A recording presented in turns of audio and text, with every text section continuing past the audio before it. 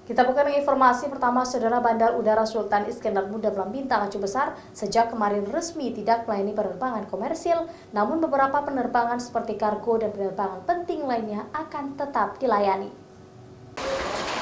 Beginilah tampak suasana Bandar Udara Sultan Iskandar Muda Belam Bintang Aceh Besar setelah diterapkannya aturan pemerintah untuk menghentikan sementara penerbangan komersil. Suasana sepi terlihat di setiap sudut bandara.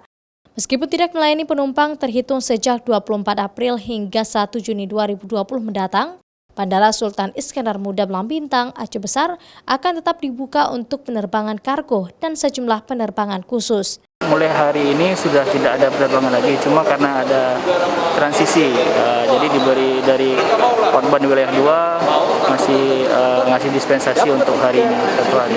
Jadi untuk besok clear, tidak ada penerbangan komersil lagi.